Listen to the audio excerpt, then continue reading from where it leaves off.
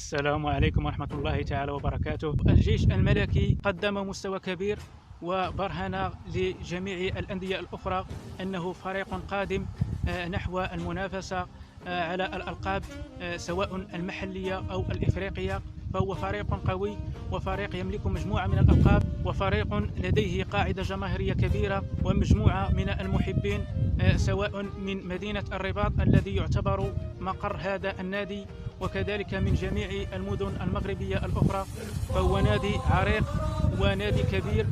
ونادي مثل المغرب في مجموعة من المناسبات الإفريقية وحقق نتائج كبيرة ويعتبر قاطرة كرة القدم المغربية، ومثلها في سنوات عديدة سواء في سنوات الستينيات وكذلك سنوات الثمانينيات التي تألق فيها فريق الجيش الملكي بشكل كبير. وكان المنتخب المغربي معظم لاعبيه يتشكلون من نادي الجيش الملكي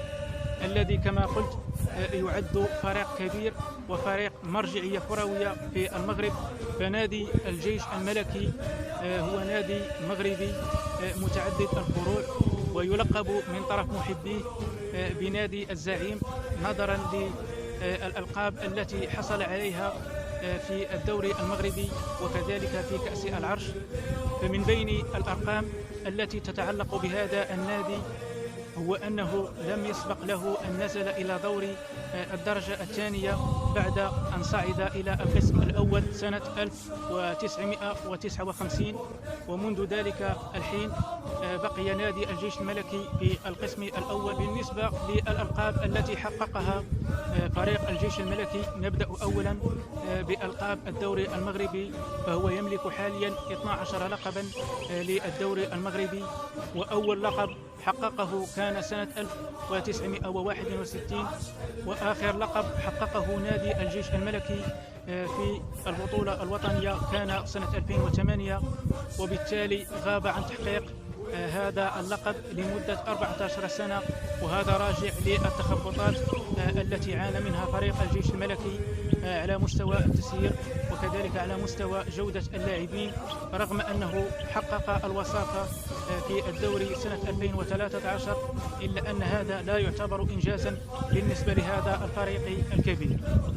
وبالنسبة للبطولة الوطنية حقق فريق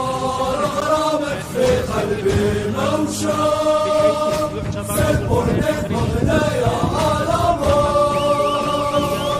الفار فاقر والغني بيتنقل سيب والبطل ينقل الخبر سعيد الثقة بالطنبور كل خشين انسى المالك وزيد عشق المية موري كذلك 2021 وهذه من النتائج تبين أن فريق الجيش الملكي عاد إلى وجهه الطبيعي وعاد إلى الوطنية هذه السنة مستمر بشكل كبير في لقب البطولة الوطنية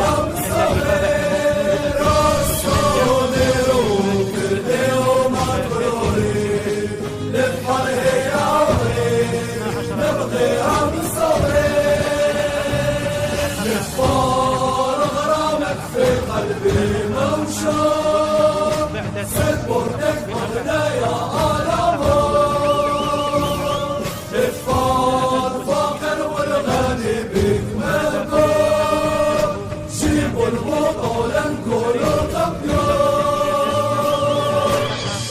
سعيد الحقيقة بالطنبور كل خشين انسى المالك وزيد عشق المية موري سعيد الحقيقة بالطنبور كل خشين انسى المالك وزيد عشق المية موري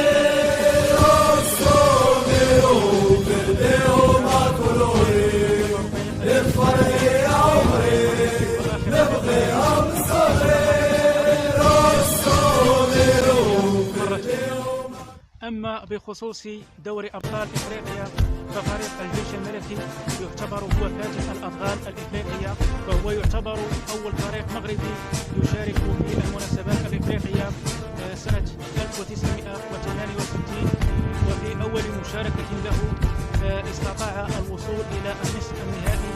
من كأس إفريقيا للأندية البطلة، وهذا يعتبر إنجاز تاريخي لهذا النادي العريق، فهو أول فريق مغربي يفوز بدوري أبطال إفريقيا، وحقق هذا اللقب سنة 1985. فهذا النادي يعتبر هو وفاتح أبواب إفريقيا للأندية المغربية لكن في السنتين الأخيرتين عاد نادي الملكي إلى وضعه الصحيح، وأصبح يحقق نتائج جيدة في كأس الكونفدرالية الإفريقية بطريقة جيدة، حيث تأهل إلى الدور المقبل. أما بخصوص كأس الكونفدرالية الإفريقية ففريق الجيش الملكي شارك أول مرة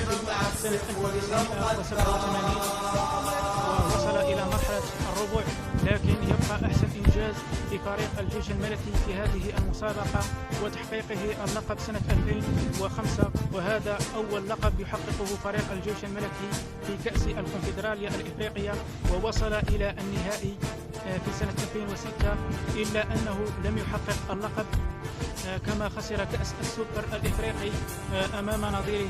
الأهلي المصري. وهذا الجيش الملكي في هذه السنة يشارك في كأس الكونفدرالية الإفريقية وحقق نتائج جيدة، ويمتلك مجموعة من اللاعبين المميزين ولديهم مميزات وخصائص كبيرة تخول لهم أن يحققوا هذا اللقب، وكذلك تحقيق لقب البطولة الوطنية وكذلك كأس العرش. ففريق الجيش الملكي عازم هذا الموسم أن يحقق مجموعة من الألقاب، وهذا راجع إلى تعطشه للألقاب